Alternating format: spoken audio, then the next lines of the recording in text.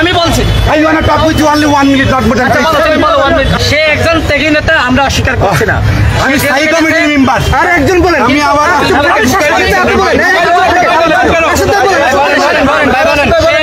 সে একজন ত্যাগী নেতা, আমরা অস্বীকার করি না।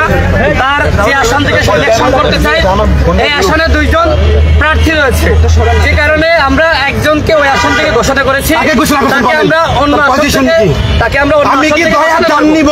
নো, তার যে এলাকা, তার নিজ জীবন দিয়ে এলাকা দিয়েছি। তার নিজ এলাকা, that means national election day. No, তার নিজ এলাকা থেকে আমরা ন্যাশনাল ইলেকশন ঘোষণা করব।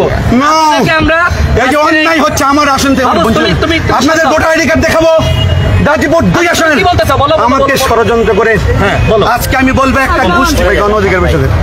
আমি 18 সালে এই যে রাশেদ খান দেখতেছেন না, ন্যাশনাল ফিগার, জাতীয় ফিগার, সবাই চলে এক নামে নিজের রক্ত শ্রম ঘাম দিয়া এই রাশেদ খানের মতো মানুষদেরকে বানাইছি, এই গণ অধিকার পরিষদকে বানাইছি। আসন থেকে ঘোষণা করা নো, আমার আসন, আমার আইডি কার্ড দেখুক, আমার আইডি কার্ড দেখুক।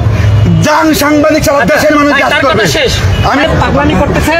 আপনারা যদি মিডিয়ার ভাইরা এগুলো যদি এইভাবে তুলে ধরেন, মানুষের কাছে তো আসলে মানে খুবই দুঃখজনক। আসলে একটা বলা ভাই, আমাকে যেটা বললেন সে পাগল, আসলে কি সে পাগল? আমি কিন্তু